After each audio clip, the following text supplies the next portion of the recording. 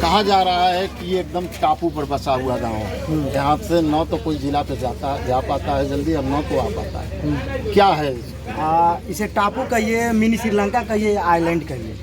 50,000 आप अभी 20,000 बोल रहे थे ना, सिर्फ कुशीनगर जिले के, पर 2 जिला के लोग रहते हैं, कुशीनगर जिला और महाराजगंज जिला। 2 जिला का हम लोग 50,000 की आबादी मानते हैं। और इस बार हम लोगों ने ठान लिया था कि रोड नहीं तो वोट का बहिष्कार करेंगे। हालांकि लोकतंत्र में हमें अधिकार है कि जब कोई प्रत्याशी में पसंद ना आए तो नोटा हम दबा सकते हैं। पर यहाँ पर आज़ादी के 77 साल बीतने के बाद भी सभी प्रत्याशी सिर्फ जुमला पड़ा है।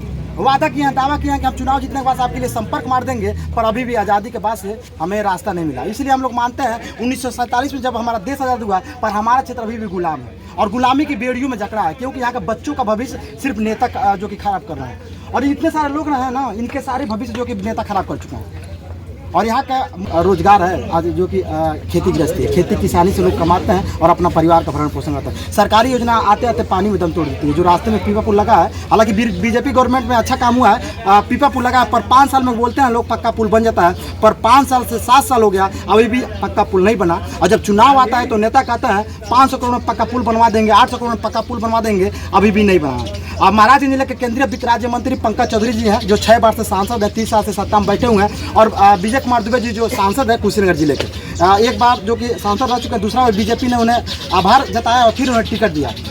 खड्डा विधानसभा के जो कि विवेकानंद पांडे जी विधायक हैं, चिरौल के जो कि प्रेम सागर पटेल जी हैं। पर बीजेपी गवर्नमेंट है दोनों जगह, दोनों डिस्ट्रिक्ट में बीजेपी गवर्नमेंट है, पर आज भी हमें पक्का पुल नहीं मिल पाया। आज़ादी के 77 साल बीतने के बाद हम लोग जूझ रहे हैं कि जिस गांव में जाने के लिए रास्ता नहीं हो, वहाँ का भविष्य कैसे उज्जवल हो सकता है। आप लोग वोट के बहिष्कार की भी बात कर रहे थे कि पुल नहीं तो वोट नहीं जी, इसमें क्या आप लोग का विजन है? इस बार वोट का बहिष्कार करेंगे? वोट का बहिष्कार, हालांकि पूरे ग्रामीण ने ठान लिया है कि इस बार हम किसी भी प्रत्याशी को वोट नहीं देंगे। या तो वोट का बहिष्कार करेंगे या तो नोटा दबाएंगे, क्योंकि जब प्रत्याशी कोई पसंद ही नहीं आए, चाहे बीजेपी हो, चाहे समाजवादी हो, चाहे कांग्रेस हो, चाहे भाजपा हो, चाहे ओवैसी की पार्टी हो, सभी पार्टी के लोग हमें लूटने का प्रयास किए हैं, सिर्फ जो कि जुमला पढ़ाकर लूट रहे हैं। सभी प्रत्याशी के लोग आते हैं, बोलते हैं कि हम इतना काम करा देंगे, इतना काम करा देंगे, पर सभी प्रत्याशी लोग सिर्फ जुमला पढ़ा है। हालांकि बीजेपी गवर्नमेंट में अच्छा काम हुआ है, पीपा पुल लगा है, आज़ादी के 77 साल बीतने के बाद से जनशंकर त्रिपाठी जो विधायक हैं उनके द्वारा अच्छा काम हुआ है। हालांकि इस बार सब लोग ठान लिए हैं कि वोट का बहिष्कार करेंगे या नोटा दबाएंगे। रास्ते में जब हम लोग आ रहे थे तो ये देख रहे थे कि यहाँ की ज़मीनें काफ़ी उपजाऊ है, गन्ने की फसल भी हो रही है, अन्य सारी फसलों को बेचने में आप लोग को क्या दिक्कत आती है? ये बताइए, आप सब कुछ अच्छा हो ही रहा है, ले जाने में तो अच्छा नहीं हो रहा है ना, कैसे ले जाएंगे? अगर हमारी मान लीजिए हमारे बीवी बच्चे सही हैं, अगर मान लीजिए अगर बच्चे का पैदवासी हो रहा है, हॉस्पिटल नहीं, हॉस्पिटल बना था, अभी कोई डॉक्टर नहीं आया। अगर यहाँ से अगर बरसात के मौसम में निकल जाइए जून के बाद, तो कोई भी व्यक्ति वो अस्पताल तक नहीं पहुँच पाता है, या तो उसको डायरेक्ट अपने टाली ट्रैक्टर से ले जाना पड़ता है, चाहे कि वो 4 व्हीलर आरामदेह गाड़ी से लेकर जाए तो नहीं जाए। तो हम तो ये जानते हैं कि यहाँ जो है कोई भी नेता हो, जब चुनाव आता है तो 1 महीना पहले आता है, उसके बीच में कभी 4 महीना 4 साल 10 महीना तो वो आते ही नहीं। हम लोग तो तरसते हैं कि कोई नेता आए, लेकिन नेता को देखने को नहीं मिलता है। ये बेहद गंभीर बात है कि देश के अन्य हिस्सों में जहाँ फ्री में एम्बुलेंस चलाई जा रही है, वहीं इस इलाके में एम्बुलेंस तो बहुत दूर की बात है, ट्रैक्टर टाली से अस्पताल जाने में लोगों की समस्या होती है, दिक्कत होती है। क्या जब भी कोई गंभीर रूप से बीमार होता है तो कैसे आप लोग अस्पताल ले जाते हैं? उस समय आपके मन में क्या क्या ख्याल आता है?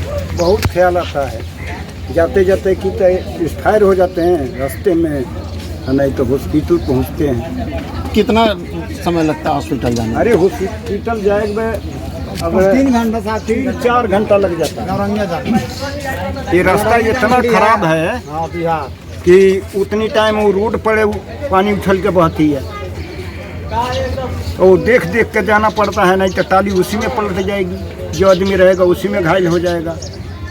उसको अभी कोनो सुधार नहीं होता है। इधर से तो मैंने पुल बना है, थोड़ा बनाते हैं और नहीं तो वहीं पर रख देते हैं पुल, और फिर बिहान भैले उसको डेंगी चलाते हैं, पैसा कमाना शुरू कर देते हैं। समस्या यहाँ से है। गर्भवती महिलाओं के लिए निःशुल्क एम्बुलेंस की सुविधा है, घायलों के लिए एम्बुलेंस की सुविधा। आपके गांव में अंतिम बार कब एम्बुलेंस आई? देखिए एम्बुलेंस तब आता है जब किसी माँ का जब 9 माह का पेट में बच्चा रहता है, जब डेथ हो जाता है तब एम्बुलेंस आता है। और फायर ब्रिगेड की गाड़ी तब आती है जब आग लोग यहाँ पर काबू पा लेते हैं, बुझा लेते हैं, तब आती है। और पुलिस की गाड़ी तब आती है जब लोग मारपीट करके आपस में जब सलूट लेते हैं, तब पुलिस की गाड़ी आती है। सरकारी जो सुविधा है ना, सब काम बीतने के बाद से तब यहाँ पे आती है। और रास्ते की स्थिति ऐसी है ना कि रास्ते में बता रहा हूँ आप लोगों को कि जो कि किसी माँ का 9 माह का पेट में बच्चा रहता है, रास्ते में उसकी मृत्यु हो जाती है। उसके परिवार के ऊपर उस समय क्या बीत रही होगी, जिस माँ का 9 माह का पेट में बच्चा मर जाए और उसकी भी कंडीशन ऐसी है कि बचने लायक नहीं रहती है। आप सोच सकते हैं यहाँ के बच्चों के अंदर काफ़ी टैलेंट है, जो भी बच्चे देख रहे हैं ना, इनके अंदर काफ़ी टैलेंट, पर इनके भविष्य का इनके नेता चौपट करने का प्रयास करें। ये सारे बच्चे पढ़ते नहीं हैं, ये बच्चे पढ़ते नहीं हैं, इनका भविष्य का इनके नेता चौपट करने का प्रयास करते हैं। मोदी जी करते हैं 1 नेशन 1 इलेक्शन की बात करते हैं, 1 नेशन 1 रोड की बात करते हैं, 1 नेशन 1 चार्जर की बात करते हैं, 1 नेशन 1 फलाना ठिकाने की बात करते हैं। पर हमारे क्षेत्र में आज भी सरकारी योजना पहुँचते पहुँचते जो पीपा पुल वाला नारायणी नदी पार है ना, उसी में दम तोड़ देती है, या उधर ही अधिकांश जो नेता है ना मिली भगत करके खा लेते हैं, खपत कर देते हैं। और जो ड्राइवर सीजन का समय में जब गन्ना लाद के ले जाता है, उनकी गाड़ी पलट जाती है।